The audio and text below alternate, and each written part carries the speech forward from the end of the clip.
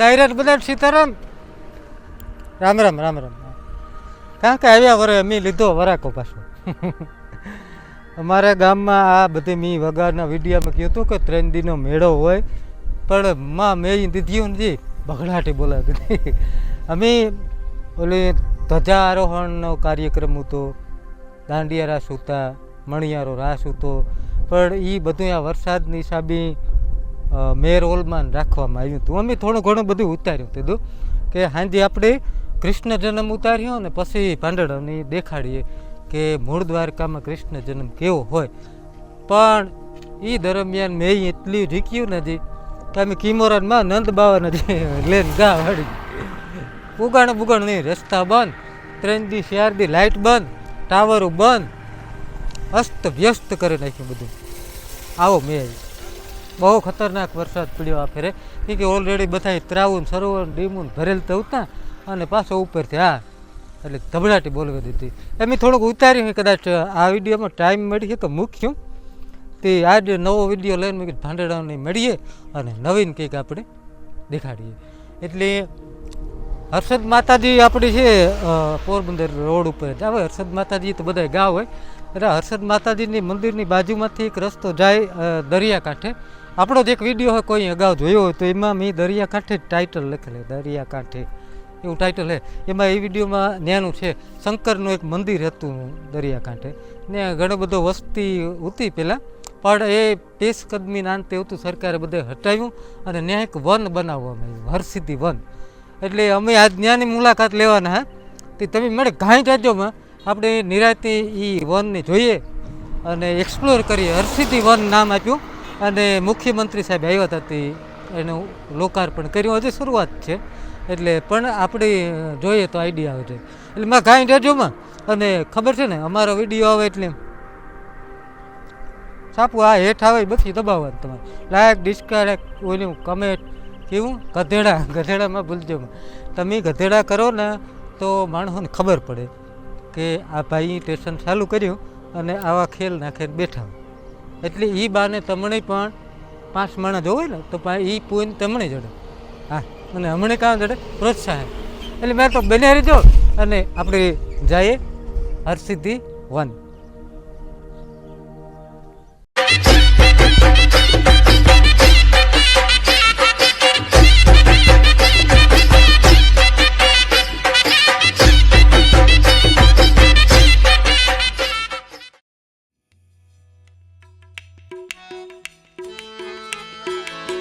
જમના લાગે ખારી રે મને વાલાની હારે વે એ ગોકુળના ગિરધારી ઘેર જાવો ને હે ગોકુળના ગિરધારી ઘેર જાવો ને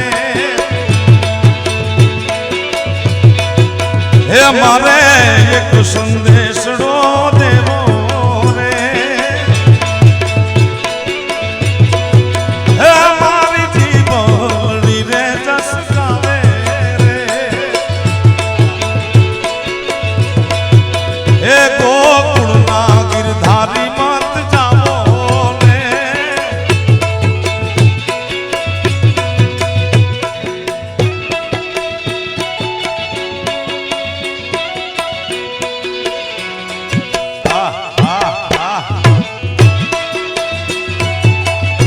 કાનભાઈ. હા, આ મારો માલધારી જય ઠાકર. હે મુરલીધર, હે ઠાકર મારા બાપ.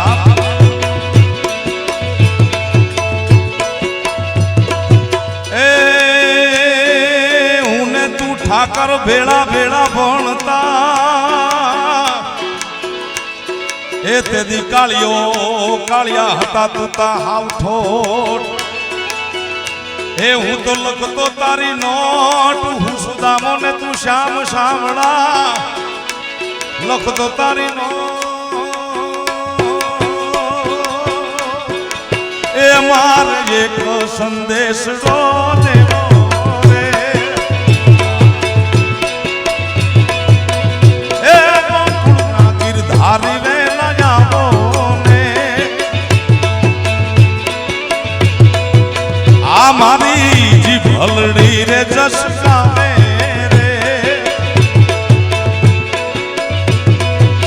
ઠાકર છોડીને હવે તમત જાવો રે નાઈ નગાલા ખાના ઠાકર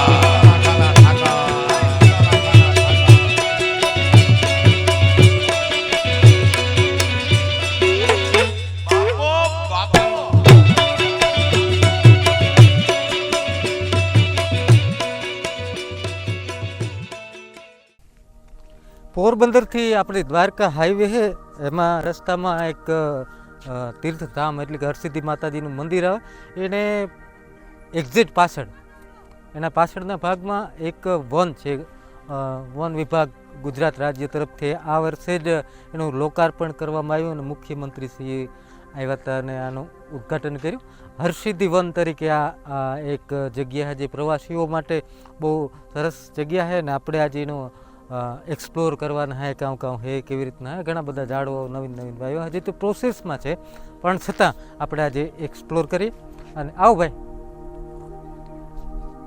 અને જોઈએ કે કેવી રીતના આયોજન છે અને તમને પણ બતાડા અને તમે બિના રહેજો બધા વિડીયોમાં મારા હારે. એટલે આપણે કરીએ ચાલુ અને કરીએ વન વિભાગ ભેટ. એ આ રજો એટલે આ ઉભે ફોટા પાડે નવા હવા હોય ને નવા હવા હોય આ ઉભે ને આ ફોટા પાડે પછી તો એ એટલે એવી બધી સુવિધાઓ આ ઠેકાણે ઘણી છે. આપણી વિસ્તારથી એક્સપ્લોર કરવાના આજ આ વનની અને આ સ્ટોન મેજ છે. સ્ટોન મેજ એટલે આ એક પુલ ભૂલમણી જેવું છે, આમાં ઘુમરે ચાલવાનું. આપણે કોઈ ફેમિલી હેતા આવ્યા પરિવાર પરિવાર હોય વાંઢા હોય તો ન હોય પણ હોય આપણે પરિવારને લઈને આવ્યા તો કોઈ છોકરાને હોય તો આમાં ઘડીક હસવાય, એ બાને પગુની કસરત થાય અને આને કહેવાય ભૂલ ભૂલેમણા. રાજીવ ભૂલ ભૂલેમણું કહેવાય. અને ભૂલ ભૂલેમણામાં આપણે પેઢીઓ જો તો પાછું નહીં કરતા આવડે ને અને રોગા હલવાય હોય એટલે આપણે બીજી વસ્તુ પણ જોઈએ ને કે આને ઉભા રહ્યું તો આ ભૂલ ભૂલેમણું થઈ જાય આપણું. એટલે તમે બન્યા રહેજો મળે કાંઈ જ આજે હું હજી આપણે આગળ જોતા જઈએ કામ છે અને એક્સપ્લોર કરીએ નિરાંતે.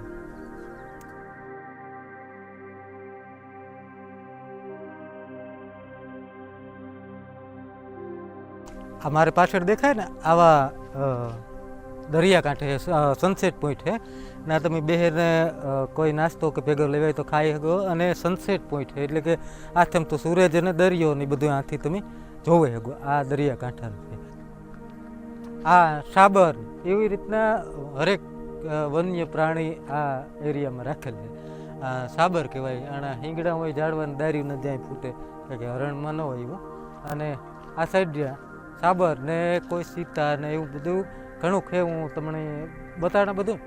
અને આમાં કાં છોકરાઓને આપણે દેખાડ શકીએ કે વન્ય પ્રાણીઓ કેવા હોય. આર્ટિફિશિયલ હે પણ જોવે શકીએ અને ઘણું બધું આબોહવા બહુ સારી આ ઠેકાણ કે દરિયો હાવ નજીકમાં અને પાછળ આપણે દેખાય છે કોયલા ડુંગર અને મંદિર દેખાતું હોય, કદાચ વિડીયોમાં દેખાતું હોય તો આપણે જોયું. કે ત્યાં અટાણે જવાની મનાઈ છે, મતલબ કામ ચાલુ છે ત્યાં કંઈક. એટલે આવો તો એકવાર અવશ્ય મુલાકાત લીજો અને હું તમને આ બધા બતાડું.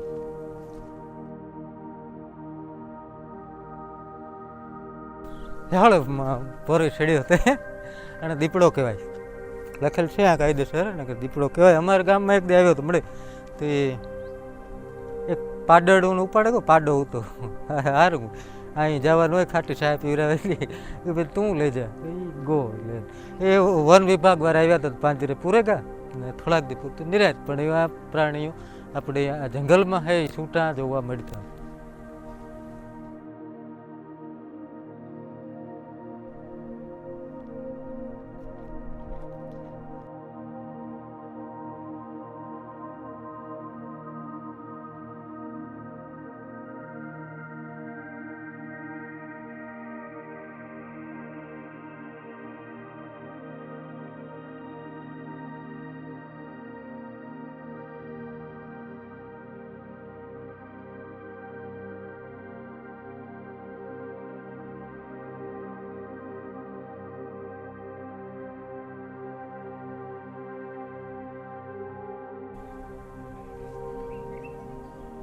કાઠિયાવાડની શાન. હિંગડા જોવો એટલે ખબર પડે છે. ને કે ઓલી કર બધું આવે ઘણેક ઠેકાણે પડી ઓલે પહેરે હિંગડાવાળા આવે. કાઠિયાવાડનું આખું સૌરાષ્ટ્રના બરધું તમે જોવો તો તમને ખબર પડે છે. આપણા બાપ દાદા આમાં જ ખેતી કરે ને મોટા થયા. ટ્રેક્ટર બધું આંતેને આવે ગયું ને કે બરધુની જે ખેતી થતી એ આખી અલગ હતી.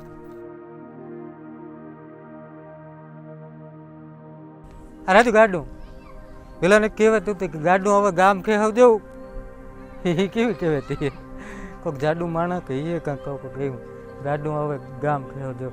પણ આ બરદ ભેગું ગાડું જોડાતું પહેલાંના જમાનામાં ઓલા ટાયર નહોતા પ્લાસ્ટિકના જે અટાણે રબર આવે એટલે આ ગાડુંના શોભા તરીકે રાખવામાં આવ્યું. કાઠિયાવાડની એક ઝાંખી તરીકે આ જગ્યા બધી સજાવવામાં આવી. એવી રીતના મકાનો હોય, એવી રીતના કુબા છે, એવી જ રીતના બધું જે ગામડાના જીવન હતા એના સ્ટેચ્યુ બધા મૂકવામાં આવ્યા. એટલે આપણે બધું જોઈએ. હાલ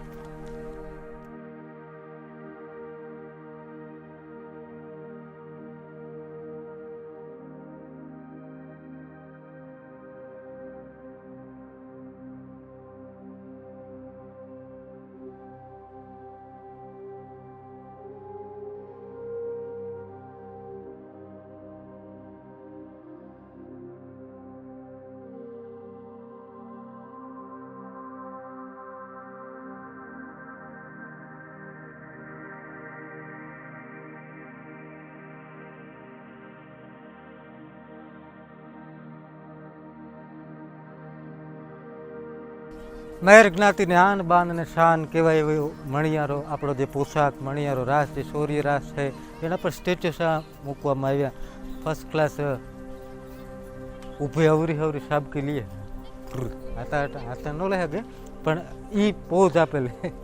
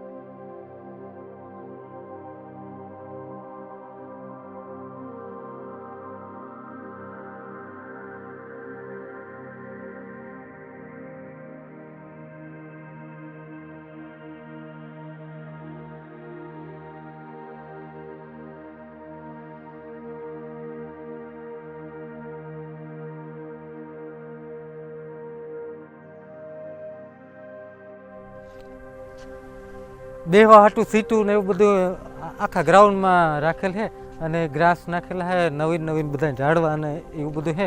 અને સૌથી વધારે આપણે જો પસંદ આવ્યું હોય તો આ સૌરાષ્ટ્રની ઝાંખી આખે આખું સૌરાષ્ટ્ર દેખાડે. મતલબ કે ગામડાનું જીવન ને ગામડાની શૈલી ને એ જે સંસ્કૃતિ હતી એ ટાઈપના મકાનોને આંતેને આર્ટિફિશિયલ રીતે ગાર્ડનમાં રાખેલ છે. બાકી તો આ વન છે એટલે વધારે પડતા વૃક્ષો વાવવામાં આવ્યા અને બહુ સ્વચ્છ છે. અત્યારે હજે નવું છે એકદમ અને વરસાદ ફર્સ્ટ ક્લાસ થઈ ગયો એટલે આવતા વર્ષે મન થાય આના કરતાં પણ કદાચ વધારે અસલ થઈ જાય અને એક પ્રવાસીઓ માટે ફરવા લાયક સ્થળ છે.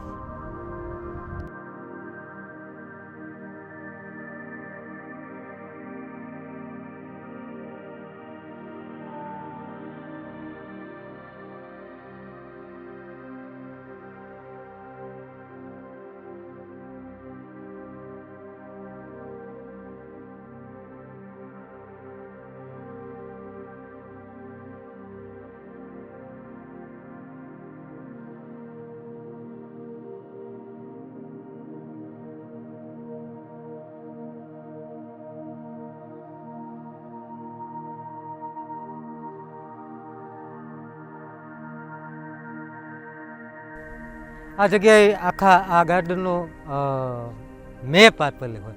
મેપ એટલે આપણે આ જોઈ શકીએ કઈ જગ્યાએ કઈ વસ્તુ રાખેલી છે, કઈ જગ્યાએ ક્યાં વૃક્ષો છે, કઈ જગ્યાએ કઈ સુવિધા છે, એ બધું આ લખેલ છે.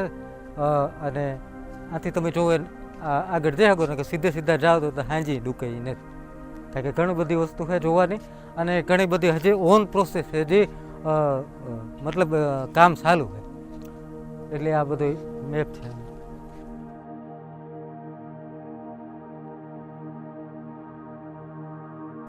હા રજુ ઝીણકા હોય ને મારા જેટલા એ બધા આમાં રમે, કોઈ હિંચકા ને ઓલા બીજી કસરતો કરવાના, છોકરાઓને જલમ મજા લહેર પટ્ટીઓ આ તે આવો જ દેખાડ. હા આવો તો ખબર અમેરિકા.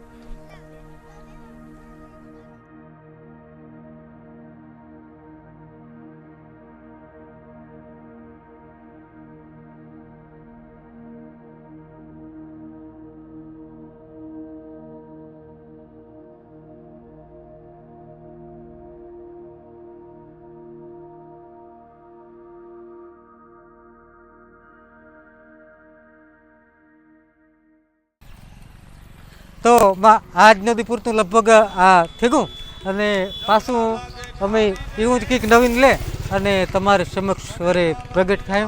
ત્યાં સુધી મળે બધાની રામ રામ અને બધાની સીતારામ. હોઉં એકો કુળના ગિરધારી ઘેર જાવો ને, એકો કુળના ગિરધારી ઘેર જાવો ને, હે મારે